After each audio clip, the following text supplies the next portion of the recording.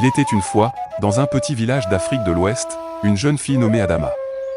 À 20 ans, elle était connue pour sa gentillesse, son sourire radieux, et ses excellentes performances à l'école. Chaque jour, après ses cours, elle rentrait chez elle en traversant un sentier poussiéreux bordé d'arbres. Ce sentier, elle le connaissait par cœur, mais aujourd'hui, quelque chose semblait différent. Ce jour-là, alors que le soleil était encore haut dans le ciel et que les oiseaux chantaient, Adama marchait d'un pas léger, portant son sac à dos. En arrivant près d'un vieux baobab, un éclat de couleur attira son attention. Par terre, sous l'ombre du grand arbre, un billet de 5000 francs CFA reposait là, comme tombé du ciel. Adama s'arrêta, se penchant doucement pour ramasser le billet. La sensation qu'elle éprouva en touchant l'argent était étrange, comme une brise glacée qui effleure la peau en plein été. Elle hésita un instant, se demandant s'il n'était pas plus sage de le laisser où il était. Mais l'idée de cette somme qui pouvait l'aider à améliorer son quotidien, à acheter des livres, des vêtements, et même à gâter sa famille, fit éclipser ses doutes. Elle mit le billet dans sa poche, se redressa et poursuivit son chemin. Mais à mesure qu'elle avançait, une sensation de malaise la saisit.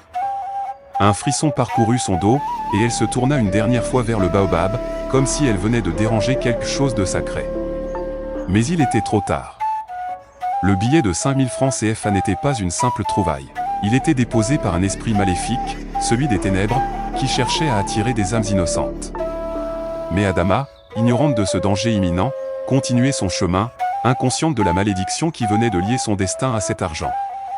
Elle rentra chez elle avec l'illusion d'un bonheur soudain, un sourire naïf sur le visage, sans savoir que ce sourire allait bientôt s'effacer pour laisser place à des horreurs qu'elle n'aurait jamais pu imaginer. Le lendemain matin, Adama se leva tôt, son cœur léger à l'idée de ce billet trouvé par hasard.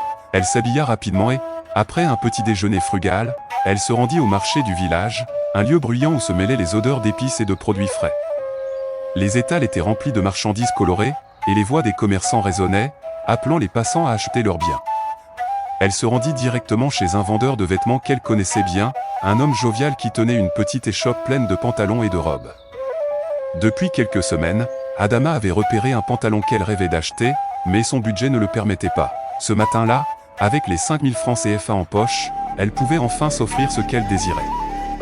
Le vendeur la salua chaleureusement, et Adama pointa immédiatement le pantalon qu'elle avait en tête. C'était un modèle simple mais élégant, d'un tissu doux et léger, parfait pour l'été. Il coûtait exactement 3000 francs CFA, et Adama n'hésita pas une seconde. Le vendeur, en lui tendant le pantalon, remarqua l'éclat de ses yeux, comme une étincelle de bonheur pur. Elle lui remit l'argent avec un sourire radieux, et il la remercia, tout en lui donnant un sac en plastique où était rangé son achat. Adama se sentit soudainement fière et heureuse de pouvoir se permettre une telle dépense. Cependant, au moment où elle toucha l'argent du billet, une étrange sensation la traversa, comme une chaleur étrange qui montait de ses mains. Elle secoua la tête, chassant cette pensée, et se dirigea vers la sortie du marché. Mais, avant de partir, elle s'arrêta un instant, jetant un dernier regard sur les étals. C'est là qu'elle aperçut un petit restaurant au bout du marché, un lieu modeste mais qui servait des plats délicieux. L'idée d'un bon repas après l'achat de son pantalon la séduisit immédiatement. Adama se dirigea donc vers ce restaurant, un petit établissement en bois, où la lumière tamisée créait une atmosphère chaleureuse. À l'intérieur, les clients étaient rares, mais le personnel l'accueillait avec une gentillesse particulière, comme si elle était attendue. Elle s'installa à une table près de la fenêtre, regardant les gens passer dans la rue. Elle commanda un plat de riz accompagné de viande et de légumes frais, un délice simple mais réconfortant. Alors qu'elle attendait, son regard se posa sur le billet de 5000 francs CFA qu'elle avait encore dans sa poche. Elle le sortit furtivement, l'examina, et le remit dans sa poche avec un léger frisson. C'était comme si, à chaque fois qu'elle y pensait, un voile de malaise se posait sur son cœur. Lorsque le plat arriva, Adama se jeta dessus avec appétit, savourant chaque bouchée comme si elle ne s'était jamais sentie aussi affamée. Mais plus elle mangeait, plus elle ressentait un étrange sentiment de vide intérieur, comme si quelque chose manquait, comme si un poids invisible se posait sur ses épaules. Elle repoussa ses pensées et continua à manger, essayant de profiter de son repas. Ce n'était que plus tard, en quittant le restaurant, qu'elle se rendit compte de la profondeur de cette sensation de malaise. La chaleur de la journée semblait s'être soudainement dissipée, remplacée par une brise froide, comme un souffle sur la nuque. Elle avait l'impression que tout autour d'elle devenait flou, comme si la réalité se dérobait sous ses pieds. Ce sentiment de malaise ne la quitterait pas de sitôt. Elle n'avait pas compris qu'en suivant ce fil conducteur de l'argent trouvé, elle venait de s'enfoncer dans un piège tendu par des forces invisibles, des forces que seul l'esprit maléfique connaissait. Les jours passaient, mais l'inquiétude d'Adama grandissait. Ce billet de 5000 francs CFA qu'elle avait trouvé ne cessait de la hanter. La sensation étrange qu'elle avait eue en le ramassant, la chaleur froide qui s'élevait dans ses mains à chaque fois qu'elle y pensait, n'avait cessé de la perturber. Pourtant, elle essayait de se convaincre que ce n'était que le fruit de son imagination. Mais ce matin-là, alors qu'elle se réveillait, un sentiment de lourdeur envahit son être. Elle se leva péniblement, une étrange lassitude pesant sur ses épaules. C'était comme si elle n'avait pas dormi du tout, bien qu'elle se soit endormie tard dans la nuit, épuisée par des rêves étranges. Les ombres de la nuit semblaient l'avoir suivie jusque dans la lumière du jour. Adama se rendit à l'école comme d'habitude, mais la journée parut interminable. Elle n'arrivait plus à se concentrer sur ses cours, son esprit vagabondait sans cesse vers cette sensation étrange, vers ce billet maudit qu'elle n'avait toujours pas su abandonner. En rentrant chez elle après l'école, son ventre criait famine, mais elle n'eut pas la force de préparer un repas. Son regard se tourna, une fois encore, vers le petit restaurant qu'elle avait fréquenté le jour où elle avait acheté son pantalon. Ce lieu semblait l'appeler, comme une sirène dans la brume, promettant à la fois réconfort et satisfaction. Elle n'hésita pas et se rendit de nouveau dans le même établissement. La serveuse, qui l'avait accueillie si chaleureusement lors de sa première visite, la salua d'un sourire qui sembla cette fois-ci étrange, presque trop forcé. Adama s'installa à une table près de la fenêtre, sans vraiment prêter attention à son environnement. Elle avait l'impression que chaque mouvement autour d'elle était lent, que le temps se dilatait. Quand le plat arriva, elle eut un étrange sentiment de déjà-vu. C'était le même plat que la première fois, riz, viande et légumes frais. Mais cette fois, la viande semblait trop grasse, les légumes trop cuits. Chaque bouchée, au lieu de la réconforter, augmentait son malaise. La serveuse la regardait fixement, son sourire figé. Il y avait quelque chose de presque sinistre dans ses yeux, mais Adama n'arrivait pas à en saisir le sens. Elle se força à manger, bien que chaque bouchée lui semble de plus en plus difficile à avaler. Elle avait l'impression de manger quelque chose de plus lourd que de la nourriture, comme si chaque bouchée absorbait une partie de son énergie, de sa vitalité. Puis, une pensée inquiétante lui traversa l'esprit, et si ce repas n'était pas destiné à la nourrir, mais à la consommer lentement, à la vider de son essence même? Une sensation de vertige la saisit soudainement. Adama posa sa fourchette, se leva précipitamment et se dirigea vers la sortie du restaurant. Elle n'avait plus faim. Le malaise qu'elle ressentait était trop grand, trop envahissant. Une fois dehors, l'air frais la frappa en pleine face, mais il ne réussit pas à dissiper la brume étrange qui enveloppait ses pensées. À mesure qu'elle marchait vers chez elle, la sensation de froid s'intensifiait.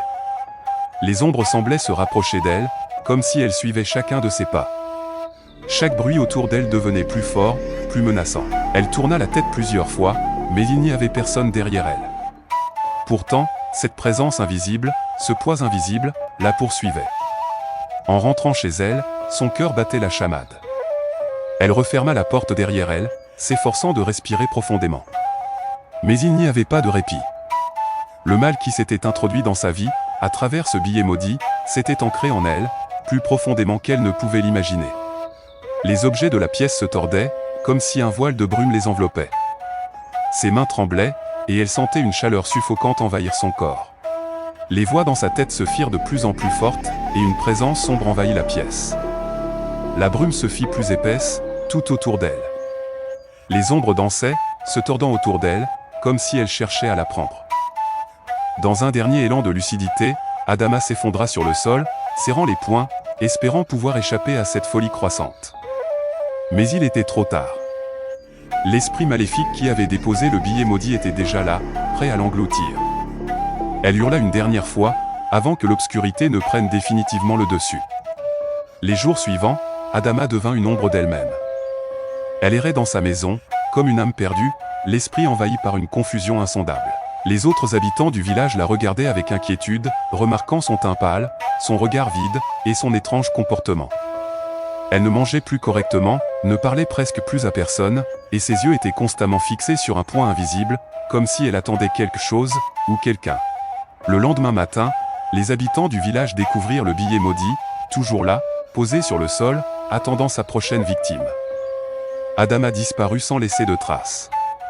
Le lendemain matin, le village se réveilla sous un ciel gris, la brume toujours dense dans l'air. Aucun signe d'elle n'était retrouvé, sauf un dernier indice inquiétant, le billet de 5000 francs CFA, laissé là où elle avait disparu, comme une promesse de destruction pour celui qui oserait le ramasser. La maison d'Adama était silencieuse, mais l'atmosphère était lourde, comme si une malédiction y reposait. Ceux qui l'avaient connu murmuraient des histoires de folie, de voix entendues dans la nuit, de présences invisibles, mais personne n'osait vraiment s'avancer sur ce qu'il s'était réellement passé. Les enfants du village racontaient que, certains soirs, on pouvait encore entendre son cri désespéré dans le vent. Le billet maudit, toujours là, attendait patiemment sa prochaine victime, car l'esprit maléfique n'avait jamais cessé de hanter la terre, prêt à faire une nouvelle prise. Et ainsi, la légende d'Adama se transforma en un avertissement, ne jamais ramasser ce qui ne t'appartient pas, car l'argent n'est pas toujours une bénédiction, mais parfois, la clé de l'âme perdue. Chers amis, n'oubliez pas de vous abonner, et aimer la vidéo. Ce fut un grand plaisir de partager cette histoire avec vous, prenez bien soin de vous, et on se retrouve sur une autre vidéo.